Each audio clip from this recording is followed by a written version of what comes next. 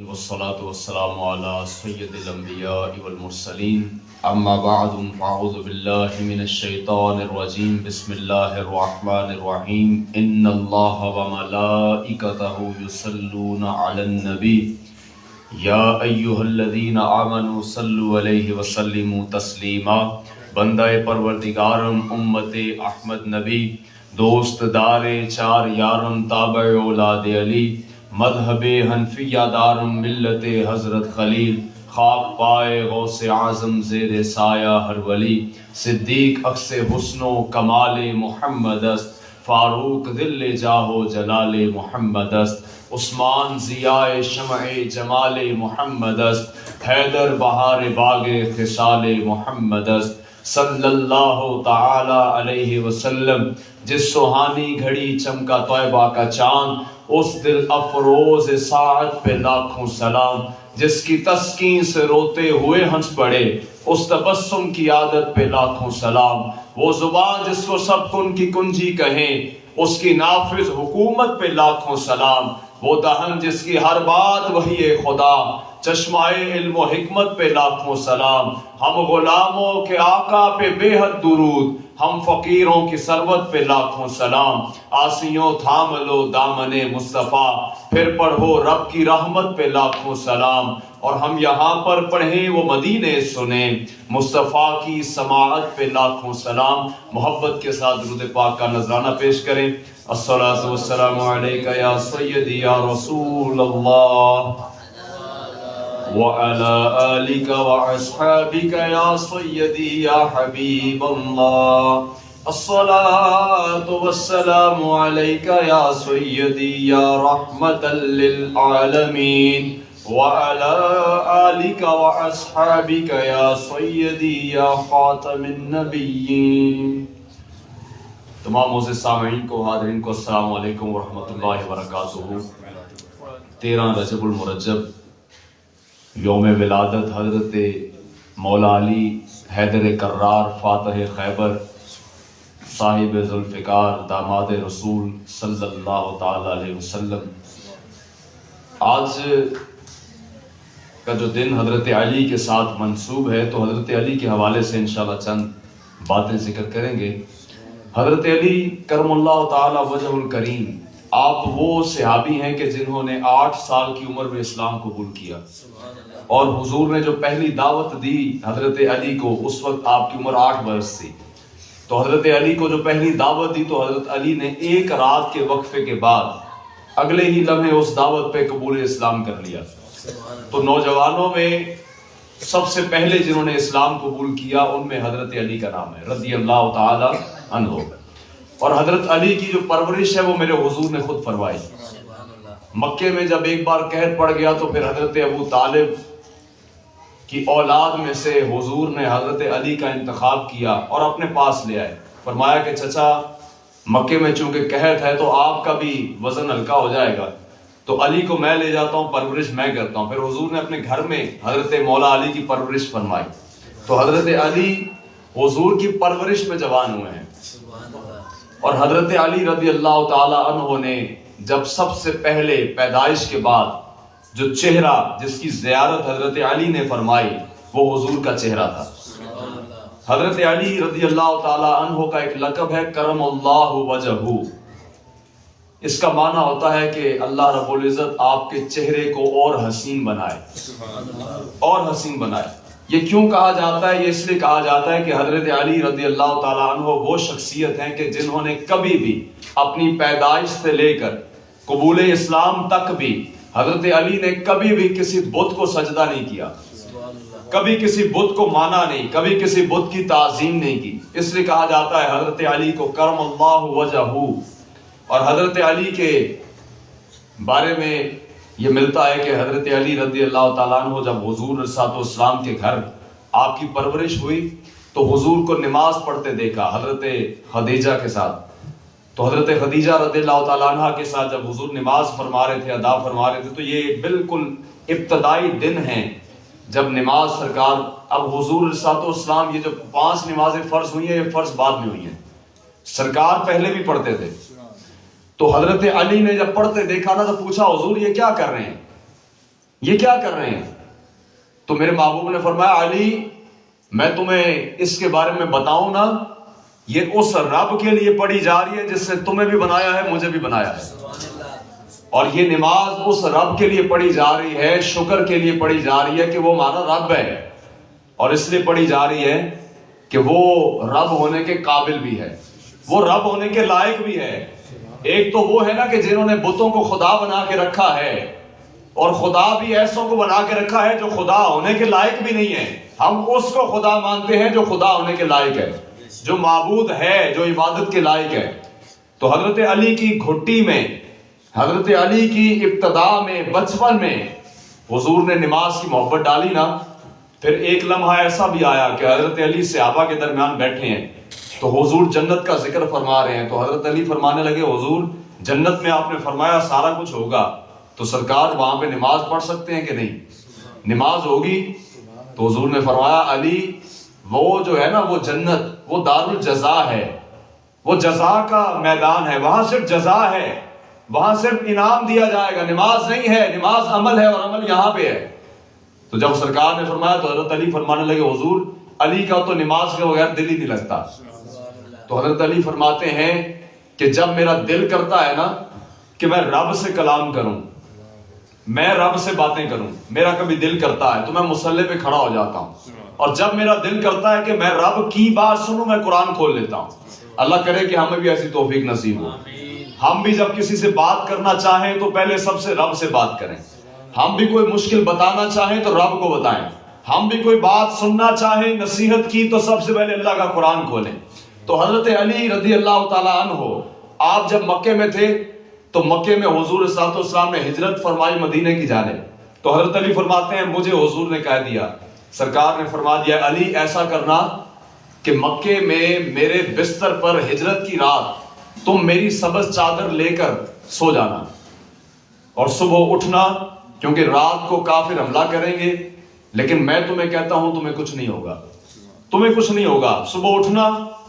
اچھا یہاں پہ حضرت علی کو حضور حکم دے رہے ہیں، سمجھایا نہیں ہے کہ علی خطرہ بڑا ہے، تم نے لیٹنا ہے تو پہلے سوچ لو لیٹو گے بھی کہ نہیں، حکم دیا ہے، حکم سیدھی سیدھی بات ہے، یہ نہیں فرمایا کہ علی خطرہ بڑا ہوگا، کافر حملہ کریں گے تمہیں کچھ بھی ہو سکتا ہے، بات ہی بڑی سیدھی، کافر حملہ کریں گے علی تم نے سو جانا ہے تمہیں کچھ نہیں ہوگا، اور صبح اٹھنا ہے، جس جس کی امانت میرے پاس ہے، مکے میں جس جس نے امانت میرے پاس رکھوائی ہے اس کو اس کی امانت دے کے مدینے آ جانا۔ حضرت علی فرماتے ہیں کہ وہ بستر ایسا بستر تھا کہ جس پہ سونا بڑا خطرہ تھا، لیکن میں اس بستر پہ سویا، فرماتے ہیں ساری زندگی ویسی نیند نہیں آئی جیسی نیند اس رات کو آئی، اور کیوں آئی؟ فرماتے ہیں ساری زندگی علی یہ سوچ کر سوئے کہ نہ جانے آج سونے کے بعد صبح اٹھنا ہے کہ نہیں، لیکن یہ ضمانت جو میرے محبوب نے دی کہ علی کچھ نہیں ہوگا، اور صبح امانتیں دے کے واپس آنا ہے، مدینے آنا ہے، تو فرماتے ہیں مجھے یہ یقین تھا کہ سورج مشرق کی بجائے مغرب سے نکل سکتا ہے، لیکن مصطفیٰ کی زبان غلط نہیں ہو سکتی۔ فرمایا وہ رات علی بڑے سکون سے سویا، کیونکہ مجھے پورا یقین تھا کہ آج حضور نے فرمایا تم اٹھو گے تو آج موت نے نہیں آنا، پرسکون ہو کے سویا۔ پھر صبح امانتیں لوٹائیں، 3 دن مکے میں رہے، پھر مکے کے بعد مدینے چلے گئے۔ فرماتے ہیں مدینے پہنچنے تک علی کو کسی نے کچھ نہیں کہا۔ پھر حضرت جناب علی رضی اللہ تعالیٰ عنہ، آپ کو حضور کا بھائی بھی کہا جاتا ہے۔ بھائی کیوں کہا جاتا ہے؟ کہ مدینے کے اندر نا حضور نے صحابہ کے درمیان مواخات کا رشتہ قائم کیا، بھائی چارے کا رشتہ قائم کیا، دو صحابہ کو آپس میں نا بھائی بنا دیا کہ آپ اور آپ بھائی ہیں، اب اپنی دکانیں بھی تقسیم کر لیں، اپنے گھر بھی تقسیم کر لیں، آپ اور آپ بھائی ہیں، اپنا مال بھی تقسیم کر لیں، کیونکہ مدینے میں وہ تمام مہاجر صحابہ آئے ہیں تو انصار اور مہاجر کو بھائی بھائی بنا دیا۔ تو حضرت علی فرماتے ہیں کہ میں رہ گیا اور میں نے حضور کو یہ کہہ دیا کہ سرکار آپ نے فلاں کو فلاں کا، فلاں کو فلاں کا، فلاں کو فلاں کا بھائی بنایا ہے، حضور علی کو کسی کا بھائی نہیں بنایا۔ تو سرکار نے فرمایا علی یہاں بھی اور وہاں بھی تم میرے بھائی ہو، میرے بھائی ہو، مجھ محمد کے بھائی ہو صلی اللہ علیہ وسلم، تو کیا تمہیں قبول نہیں ہے کہ تم میرے بھائی بن جاؤ؟ تو حضرت علی فرماتے ہیں کہ حضور اس سے بڑا رشتہ کون سا ہو سکتا ہے، کون سا ایسا اس سے بڑا رشتہ؟ تو آپ حضرت علی جو ہیں وہ حضور کے بھائی بھی ہیں، لیکن ایک چیز یاد رکھیں، حضرت علی نے حضور کو بھائی بعد میں مانا، رسول پہلے مانا. جب بات کیا کرتے تھے کوئی بھی حدیث آپ سے جو مروی ہے نا، تو اگر کوئی حدیث حضرت امام باقر سے یا کوئی بھی حدیث اگر امام جعفر صادق سے مروی ہے نا، تو وہ کچھ اس طرح فرماتے ہیں. حضرت امام جعفر صادق فرماتے ہیں، سند بتاتے ہیں، کہتے ہیں کہ میں نے یہ بات، یہ حدیث، میں نے حضور کا یہ فرمان اپنے والد حضرت جناب ابو باقر سے سنا. حضرت باقر سے وہ فرماتے ہیں کہ میں نے یہ والا فرمان اپنے والد حضرت امام زین العابدین سے سنا. وہ فرماتے ہیں میں نے یہ والا جو بات ہے نا سرکار کا فرمان ہے. امام زین العابدین فرماتے ہیں میں نے اپنے والد گرامی، اپنے ابا جان امام علی مقام امام حسین سے سنا. امام حسین فرماتے ہیں کہ میں نے یہ والی بات اپنے والد گرامی جناب مولا علی حیدر کرار سے سنی. اب یہ ذرا سند کا پتہ دیکھیے گا کہ سارے نسل میں فرما رہے ہیں کہ میں نے اپنے والد سے سنی. حضرت جعفر صادق نے فرمایا حضرت باقر سے سنی. آپ نے کہا میں نے امام زین العابدین سے سنی. انہوں نے کہا میں نے امام حسین سے سنی، اپنے والد سے سنی. امام حسین نے فرمایا میں نے اپنے والد سے سنی. اب حضرت علی کہہ سکتے تھے میں نے اپنے بھائی سے سنی، کہہ سکتے تھے نا، لیکن سند ہے اور دنیا کو بتایا قیامت تک کہ حضور کو ماننا ہے تو رسول سمجھ کے ماننا ہے، رسول سمجھ کے ماننا ہے. اب کیا فرمایا؟ سب نے فرمایا میں نے والد سے سنی. حضرت علی نے فرمایا کہ میں نے اپنے رسول سے سنی صلی اللہ علیہ وسلم. تو حضور سے یہ طریقہ ہے نا کہ حضور کو رسول کہنا ہے، سرکار کو رسول. صلح حدیبیہ کے موقع پر 1400 صحابہ موجود تھے، تو ایک معاہدہ لکھا جا رہا تھا مشرکین کے درمیان میں اور مسلمانوں کے درمیان میں. اور یہ وہ میدان ہے حدیبیہ کا کہ روایات میں ملتا ہے، حدیث میں ملتا ہے کہ جب حضور حکم فرماتے تھے نا کہ بلال میری اونٹنی کو چارہ ڈال دو، میری اونٹنی کو پانی پلا دو، تو حکم دیا جاتا تھا جناب بلال کو. اور 1400 صحابہ اٹھ دوڑتے تھے کہ ہم کریں گے یہ کام، ہم کریں گے. اگر سرکار اپنا لعاب دہن جو ہے وہ اگر گرانے لگتے تھے تو صحابہ اس کو زمین پہ گرنے سے پہلے 1400 صحابہ دوڑ پڑتے تھے وہ لعاب دہن اپنے ہاتھ پہ لینے کے لیے. یہ وہ میدان ہے، 1400 صحابہ موجود ہیں. معاہدہ لکھا گیا کہ یہ معاہدہ ہوا ہے فلاں کے درمیان میں اور رسول اللہ کے درمیان میں، اللہ کے رسول کے درمیان میں. وہ جب انہوں نے معاہدہ پڑھا سامنے والوں انہوں نے کہا کہ یہ جو شک لکھی ہے نا آپ نے کہ کس کی جانب سے ہوا ہے، کس کے ساتھ ہوا ہے، تو یہ تو ہم ٹھیک ہے کس کی جانب سے ہوا ہے اور کس کے ساتھ ہوا ہے، وہ ساری باتیں ٹھیک ہیں، لیکن مسئلہ یہ ہے کہ آپ نے لکھا ہے رسول اللہ کی طرف سے ہوا ہے، تو ہم تو آپ کو اللہ کا رسول مانتے ہی نہیں ہیں. اگر ہم آپ کو اللہ کا رسول مان لیں تو جھگڑا ختم ہو جائے گا نا. مشرکین نے کہا جی ہم اللہ کا رسول نہیں مانتے. آپ ایسا کریں یہاں رسول اللہ کی جگہ محمد بن عبداللہ لکھ دیں. آپ کو ہم محمد مانتے ہیں، سچا مانتے ہیں، امین مانتے ہیں، صادق مانتے ہیں، حسین مانتے ہیں، ہم رسول نہیں مانتے. رسول اس لیے نہیں مانتے کہ ہمیں تو تھا کہ رسول ہمارے میں سے آئے گا، ہماری جانب کوئی ہماری لڑی میں سے آئے گا، لیکن آپ چونکہ ہاشم سے آئے ہیں تو ہم آپ کو رسول نہیں مانتے جی محمد بن عبداللہ لکھیں. اب حضور نے حکم دیا حضرت علی کو. یہ وہ میدان ہے جہاں حکم دیا جا رہا ہے جناب بلال کو اور 1400 صحابہ دوڑ پڑتے ہیں. اب حکم دیا حضرت علی کو، علی ایسا کرو نا کہ یہ رسول مٹا دو. یہ کہتے ہیں ہم چونکہ رسول اللہ نہیں مانتے تو علی لکھ دو محمد بن عبداللہ. تو حضرت علی کا جواب سنیں. حضرت علی ارشاد فرمانے لگے حضور قیامت تک علی ایسا کام نہیں کر سکتا کہ کہیں پہ آپ کا نام لکھا اور علی مٹا دے. قیامت تک. اب قیامت تک اشارہ کر کے بتایا کہ نہ علی کر سکتا ہے نہ علی کی نسل سے کوئی سید کر سکتا ہے. حضور آپ کا نام نہیں مٹا سکتا. آپ کا نام کیسے مٹا سکتے ہیں؟ حضور آپ کو رسول مانتے ہیں اور قیامت تک. اور صحابہ کا یہ مزاج تھا کہ صحابہ نے پوچھ پوچھ کے حضور کو نہیں مانا. صحابہ نے حضور کو دیکھا اور مان لیا بس. اب اس کے بعد حضور نے جو فرما دیا وہ دلیل بھی بن گئی، وہ وہاں پتھر پہ لکیر بھی بن گئی. ہم تو آج ہر بات ہی پوچھتے پھرتے ہیں نا، ہر بات ہی پوچھتے ہیں کہ جی یہ کیسے ہو سکتا ہے، یہ کیسے ہو سکتا ہے، یہ ممکن کہاں تھا، یہ ایسے ہو جانا چاہیے تھا. تو ہر چیز ہم پوچھتے ہیں، ہمیں دلیل چاہیے، صحابہ کو دلیل نہیں چاہیے. اور حضرت علی رضی اللہ تعالی عنہ کا حضور صلی اللہ علیہ وسلم نے نکاح فرمایا اپنی صاحبزادی حضرت سیدہ خاتون جنت رضی اللہ تعالی عنہ سے، اور آپ کو ایک لقب عطا کیا ابو تراب. صحیح بخاری شریف کی حدیث پاک ہے کہ حضرت علی ایک بار مسجد نبوی شریف میں لیٹے ہوئے تھے، گھر سے آئے تھے, مسجد نبوی میں لیٹے ہوئے تھے, تو حضور گھر تشریف لے گئے. فاطمہ علی کدھر ہیں؟ حضور ابھی گئے ہیں, مسجد ہی گئے ہوں گے. کہاں جانا ہے؟ مسجد ہی جانا ہے. مسجد گئے ہوں گے, جا کر مسجد میں دیکھا تو حضرت علی لیٹے ہوئے تھے اور آپ کی پشت سے نا کپڑا ہٹا ہوا تھا اور کچھ مٹی لگی ہوئی تھی. تو حضور کا یہ طریقہ ہے, سرکار کی سنت ہے, حضور لقب دے کے پکار لیا کرتے تھے, لقب دے کے. تو حضور نے جب دیکھا نا کہ مٹی لگی ہوئی ہے حضرت علی کے جسم کے ساتھ, تو سرکار نے اس طرح نہیں کہا کہ علی اٹھیے. حضور نے فرمایا یا ابا تراب, اے مٹی والے, اے مٹی والے. جب مٹی والے کہہ کے پکارا تو حضرت علی اٹھ گئے اور قیامت تک کے لوگوں کو بتایا. اور یہ بھی کہا کرتے تھے کہ علی کو اگر کسی نے زندگی میں پکارنا ہے تو علی نہ کہنا, ابو تراب کہنا, کیونکہ یہ لقب میں نے اپنے حضور کی زبان سے سنا ہے, یہ میں نے اپنے محبوب سے لیا ہے. مجھے حضور کہا کرتے تھے یا ابا تراب. اور پھر حضور صلی اللہ علیہ وسلم نے حضرت مولا علی کے بارے میں, ویسے بھی صحابہ کے اندر جرأت اور بہادری بہت تھی, شجاعت بہت زیادہ تھی. اور شجاعت کیسے نہ ہوتی؟ ایک تو یہ شجاعت جو ہے نا یہ فطری عمل ہے کہ اللہ آپ کو عطا کر دے, اور ایک ہے کہ یہ دیکھنے سے بھی آ جاتی ہے. جب پتہ ہوتا ہے نا کہ کمانڈر ان چیف مضبوط ہے, پتہ ہوتا ہے اگلا مضبوط ہے, پتہ ہوتا ہے نا کہ سامنے والا اچھا ہے, سامنے والا مضبوط ہے, پتہ ہوتا ہے نا کہ مالک ایسا ہے جو کانڈ نہیں لگنے دے گا, تو پھر بندہ ویسے ہی مضبوط ہو جاتا ہے. تو ایک تو شجاعت ہوتی ہے فطری طور پر, ایک ہوتی ہے اللہ کی عطا سے. تو حضرت علی کو دونوں طرف سے تھی, اللہ کی عطا بھی تھی اور فطری طور پر یہ اللہ کی عطا تھی, اور حضور کو دیکھ کر بھی تھی.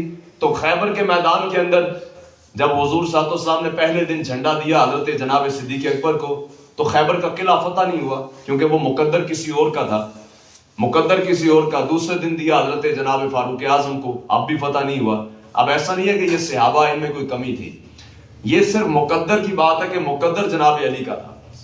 تو حضرت علی کا مقدر تھا, تو حضور نے فرمایا دو تین راتوں کے بعد کہ اب صبح میں جھنڈا اس کو دوں گا جو اللہ سے بھی محبت کرتا ہے, اس کے رسول سے محبت کرتا ہے, اور اللہ اور اس کے رسول بھی اس سے محبت کرتے ہیں. اب صحابہ کی ساری رات بے چینی میں, بے قراری میں گزری کہ صبح کس کو ملے گی یہ سند کہ اللہ اور اس کے رسول اس سے محبت کرتے ہیں اور وہ اللہ اور اس کے رسول سے محبت کرتا ہے. ہم تو روز ہی یہ سوچ کے سوتے ہیں نا کہ ہم سے بڑا عاشق رسول ہی کوئی نہیں ہے. ہم تو دن 5 نمازیں پوری کرتے ہیں تو بس پھر حاجی بھی ہم ہی ہوتے ہیں, عاشق رسول بھی ہم ہی ہوتے ہیں, اور سب کچھ ہم ہوتے ہیں. ہمیں تو باقی کیڑے مکوڑے نظر آتے ہیں, حقیقت بتا رہا ہوں آپ کو. ہم 5 نمازیں پڑھنے کے بعد وہ اس مسجد سے نکل کے باہر کھڑے ہوئے بندے کو یہ کہنا شروع کر دیتے ہیں کہ دیکھا ہے اللہ نے میرا کتنا مقدر کیا ہے, تو ہے ہی بدبخت. اگر اللہ نے تمہیں توفیق دی ہے تو تمہیں توفیق دی بھی اللہ نے ہے, اس کو نہیں دی تو وہ بھی اللہ ہی ہے نا جس نے نہیں دی. وہ تمہیں بلا لیا ہے تو چلے جاؤ. لوگ مسجد میں کھڑے ہو کے یہ باتیں کرتے ہیں, مسجد میں کھڑے ہو کے, اللہ کا گھر ہے وہاں کھڑے ہو کے یہ کہتے ہیں کہ یار تو آج مسجد کیسے آ گیا, یار فلاں, یار تو آج مسجد کیسے آ گیا. جو مسجد آ گیا ہے وہ وی آئی پی ہے, کیونکہ وہ رب کے گھر میں آ گیا ہے. اللہ رب العزت کے گھر میں جو آ گیا ہے وہ ویسی بندہ وی آئی پی ہے. آپ اس کو پھر یہ کہنا شروع کر دیں یار تو مسجد میں آج کیسے نظر آ رہا ہے. جو مسجد میں آج سمجھ جائیں اس کے مقدر میں تھا تو وہ آیا ہے, ورنہ اپنے گھر میں کون بلاتا ہے, رب نے بلایا ہے تو آیا ہے. تو یہ یاد رکھیں حضرت علی کے بارے میں حضور نے فرما دیا کہ میں صبح جھنڈا اس کو دوں گا کہ جس سے اللہ اور اس کے رسول بھی محبت کرتے ہیں اور وہ بھی اللہ رسول سے محبت کرتے ہیں. اب صحابہ کی بے چینی میں, بے قراری میں رات گزری, تو صحابہ فرماتے ہیں جب صبح ہوئی نا تو سرکار فرمانے لگے علی کدھر ہے, علی کو بلاؤ. تو حضور جناب علی کی آنکھ کو نا آشوب کا مرض لگ گیا, آشوب چشم لگ گیا, پانی آ رہا ہے. فرمایا بلا کے لاؤ. حضرت علی کو بلایا تو حضور نے اپنا لعاب دہن جناب حضرت علی کی آنکھ میں لگایا اور فرماتے ہیں اسی وقت آنکھ ٹھیک ہو گئی. اور حضرت علی فرماتے ہیں ساری زندگی اگر دوسری آنکھ جو رب کی طرف سے دی ہوئی تھی نا, عمر کا تقاضا تھا کہ عمر کے تقاضے کی وجہ سے شاید اس آنکھ کی بینائی ویسی نہیں تھی, لیکن حضور نے جو لعاب سے آنکھ ٹھیک کی اس کی بینائی زیادہ تھی, اس کی اور اچھی تھی, تیز تھی. اب یہ حضرت علی کو فرمایا علی آج کا جھنڈا آپ کے لیے, آج کا جھنڈا لے, خیبر کا قلعہ ہے, یہ قلعہ مرہب کا تھا, خیبر کا قلعہ, اس کو آپ نے فتح کرنا. حضرت علی لے گئے اور جا کے خیبر کا قلعہ فتح کیا. مرہب جو تھا وہ مقابلے میں آیا, اس نے آ کر کہا کہ آج کس کو بھیجا ہے مسلمانوں کے امیر نے, کیونکہ دیکھا کہ سامنے حضرت علی ہیں تو اس نے ایک نہ بھڑک لگائی، اس نے کہا کہ جانتے ہو یہ خیبر کا میدان، یہ خیبر کی بستیاں، یہ خیبر کا قلعہ، یہ خیبر کے در و دیوار مجھے مرحب سے پکارتے ہیں، مرحب جانتے ہیں، جانتے ہو مجھے مرحب کہتے ہیں۔ حضرت علی نے جب یہ سنا نا تو آگے سے یہ نہیں کہا کہ جی ہم تو اپنے رسول کے فرما بردار غلام ہیں، ہمیں تو کچھ نہیں کہا جاتا، ہم تو ٹھنڈے سے لوگ ہیں۔ حضرت علی نے کیونکہ جب بھڑک تھی تو پھر جواب بھی ایسا تھا، اس سے تو لگائی ہوگی نا، بھڑک جھوٹ بولا ہوگا کہ وہ تو کچھ بھی نہیں تھا، آپ سب کچھ تھے۔ آپ نے پھر بتایا نا، اس نے کہا کہ جانتے ہو کہ یہ خیبر کا میدان مجھے مرحب کے نام سے جانتا ہے۔ حضرت علی فرمانے لگے سمتنی لأمی حیدرہ، اگر تجھے مرحب کہتے ہیں تو میری ماں نے میرا نام حیدر رکھا ہے، اور حیدر اس شیر کو کہتے ہیں جو بالکل دھاڑتا ہے اور پھر چھوڑتا نہیں ہے، جو چیڑ پھاڑ کر کے نکلتا ہے۔ تو تو جانتا ہے میری ماں نے میرا نام حیدر رکھا ہے۔ آپ کا ایک اسم گرامی حیدر بھی ہے، حیدر کرار۔ آپ نے وہ خیبر کا قلعہ فتح کیا، اس کے دروازے کو اپنے ہاتھ پہ اٹھا لیا، اور یہ کوئی باتیں نہیں ہیں، افسانوی باتیں نہیں ہیں، یہ کوئی ڈرامائی باتیں نہیں ہیں۔ آپ نے وہ دروازہ اٹھا لیا اپنے ہاتھ پہ، جب ہاتھ پہ اٹھا کے نا بعد میں سائڈ میں رکھ دیا، اور صحابہ فرماتے ہیں وہ جب جس جگہ رکھا نا وہ رستہ صاف کرنے کے لیے، صحابہ نے سوچا کہ دروازہ وہ تھوڑا ادھر کر دیں، تو 40 صحابہ ملے، تو 40 صحابہ کے ملنے سے وہ دروازہ ہلا۔ تو کسی نے بعد میں پوچھا کہ جناب وہ 40 صحابہ ملے سن تے دروازہ نہیں لیا، اس سے زیادہ کا کام تھا، آپ نے ہاتھ پہ اٹھا لیا، تو کیا منظر ہوگا؟ وہ کون سی قوت تھی؟ جسمانی قوت تو ممکن نہیں۔ تو آپ نے فرمایا کہ علی نے جسم کی قوت سے نہیں اٹھایا تھا، علی نے روحانی قوت سے اٹھایا تھا۔ اللہ ہمیں بھی نصیب فرمائے۔ یہ جسمانی قوت تو ایک وقت ہوتا ہے نا، ڈھل جاتی ہے، روحانی قوت ڈھلتی نہیں ہے۔ اور میں تو یہ کہا کرتا ہوں کہ انسان کو روحانی طور پہ مضبوط ہونا چاہیے۔ ہم اکثر کھانے کی ٹیبل پہ بیٹھتے ہیں، کھانے کے دسترخوان پہ بیٹھتے ہیں، ہمیں ایک بڑی عادت ہے۔ اب حضرت علی کی جب ہم خوراک دیکھتے ہیں نا، شاید کو مدینے میں کوئی ہمارے استاد فرمایا کرتے تھے، نہ تو لسی کی دکانیں تھیں، نہ دہی کی دکانیں تھیں، نہ تو وہ آج گجرا والے شہر کی طرح کوئی پہلوانوں کا شہر تھا جو ان کی وہاں کے کھانے اور کھابے مشہور ہوں۔ مدینے میں ایسا کچھ نہیں تھا، مدینے والوں کی خوراک بھی سادہ تھی، مدینے والے بھی سادہ تھے، سادہ تھے۔ خشک روٹی، عید کا دن ہے، حضرت علی بیٹھ کے کھا رہے ہیں، حضور آج تو عید ہے، آج بھی خشک روٹی کھا رہے ہیں۔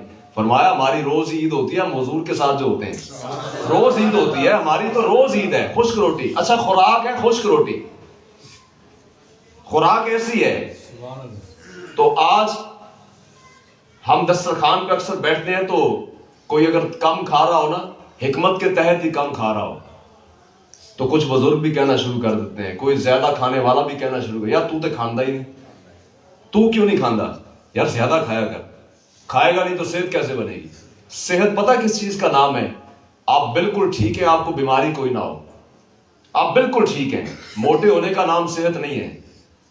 حضرت علی کے بارے میں ملتا ہے، آپ موٹاپا نہیں تھا، کسی صحابی میں نہیں تھا، حضرت علی کا بھی نہیں تھا، کیونکہ صحابہ کی خوراک ہی ایسی تھی۔ تو آج اگر کوئی کم کھا رہا ہو تو یار آپ تو کھاتے ہی کچھ نہیں ہے، وہ بڑے کہنا شروع کر دیں، ساڑھے ویلے تو لوگ بڑا کھاندے سی، آج تک کھاندی بچے کچھ نہیں، یہ باتیں کرنا شروع کر دیتے ہیں۔ اور میں نے کہا ان کو یہ سمجھائیں، یہ جو کم کھا رہا ہے نا، اس کو یہ سمجھائیں کہ بیٹا کھا لے جتنی تجھے ضرورت ہے، لیکن یہ یاد رکھ کہ جسمانی قوت جو ہے نا وہ ڈھلنے والی ہے، روحانی قوت ڈھلنے والی نہیں ہے۔ روحانی قوت کدھر سے ملے گی؟ سارا کچھ کھا کے آپ نے کھا تو لیا ہے، کھانا ہے کیوں؟ مقصد کیا ہے کھانے کا؟ مقصد یہ ہے کہ آپ اللہ کی بارگاہ میں ٹھیک سے کھڑے ہو سکیں، آپ کی کمر سیدھی ہو، آپ کہیں بھوک کی وجہ سے وہاں نہ گر جائیں، آپ عبادت ٹھیک سے کر سکیں۔ ہم ذائقے کے لیے کھاتے ہیں، ہمیں ذائقہ آئے گا تو کھائیں گے، ذائقے کے لیے ہم کھا رہے ہیں، لیکن کھانا اس لیے مقصود ہے کہ ہم اللہ رب العزت کی بارگاہ میں اپنی ضرورت پوری کر سکیں اور ٹھیک سے کھڑے ہو سکیں۔ تو آج یہ حکمت کا تقاضا ہے کہ اپنی روحانی قوت کو مضبوط کریں۔ کہاں سے ملے گی؟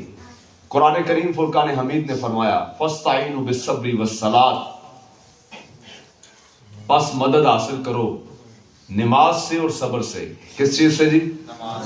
نماز سے اور یہ روحانی قوت کہاں سے ملے گی؟ نماز سے اور ایک صبر ہوتا ہے شکوے کے ساتھ، ایک صبر ہوتا ہے شکوے کے بغیر۔ شکوے کے ساتھ صبر یہ ہوتا ہے کہ میں صابر بھی ہوں لیکن ساتھ کہہ بھی رہا ہوں کہ میں ہی ملا تھا، اب میرے پاس مال نہیں ہے لیکن میں صابر ہوں، اور میں ساتھ یہ بھی کہہ ہی رہا ہوں، میں کسی غلط کام کی طرف ہاتھ نہیں بڑھا رہا، میں حرام کی طرف ہاتھ نہیں کر رہا کہ مجھے یہاں سے مل رہا ہے تو میں لے لوں. میں صابر ہوں, میں اللہ کے حلال کا انتظار کر رہا ہوں, لیکن میں ساتھ کہہ بھی رہا ہوں کہ میں ہی ملا تھا, ساری دنیا کے پاس اتنا ہے, میرے پاس کچھ نہیں ہے. میں ہی ملا تھا جس کو کچھ نہیں ملنا تھا. اب یہ صبر تو ہے, یہ شکوے کے ساتھ ہے. آپ نے صبر کرنا ہے شکوے کے بغیر. اگر آپ کے پاس کم ہے تو آپ کہیں اللہ نے دیا ہے نا, دیا بھی رب کا ہے, نہ دیا بھی رب کا ہے. آج اگر وہ دے دے تو بھی ٹھیک ہے, وہ لے لے تو بھی ٹھیک ہے. تو صبر ہمیشہ کرنا ہے, شکوے کے بغیر کرنا ہے. اور قرآن نے فرمایا مدد حاصل کرو, مدد نماز سے اور صبر سے. نماز سے کیسے مدد ملے گی؟ آپ جب نماز میں کھڑے ہوں گے, لوگ اکثر کہہ دیتے ہیں ہمارا دل نہیں لگتا. میں نے کہا آپ کا دل کیسے لگے گا؟ آپ ایک کام جب کرنے لگتے ہیں نا, گاڑی چلاتے ہیں آپ, تو جب گاڑی آپ چلانے لگتے ہیں آپ کو پتا ہوتا ہے کہ میرے ہاتھ میں سٹیئرنگ ہے, میرے پاؤں میں بریک ہے, میرے پاؤں میں کلچ ہے, میرے ہاتھ میں گیئر ہے, اور سامنے شیشہ ہے. اگر میں نے تھوڑا دائیں بائیں دیکھا تو گاڑی تو لگ جائے گی, یا اس کا نقصان ہوگا یا میرا ہوگا. میں نے کہا آپ اگر ایک گاڑی چلانے کے لیے پوری انفارمیشن لے کے آئے ہیں, آپ نماز کے لیے کچھ سیکھتے ہی نہیں ہیں. نماز کے لیے کبھی آپ نے کسی سے نہیں سنا کہ یار بتاؤ تو صحیح میرے محبوب نے قیام کیسے کیا, میرے حضور نے رکوع کیسے کیا, میرے حضور نے سجدہ کیسے کیا. میں آپ کو پوری گارنٹی سے یہ بات کرتا ہوں, آپ حضور کی سیرت پڑھیں, سرکار کی نماز کا طریقہ پڑھیں.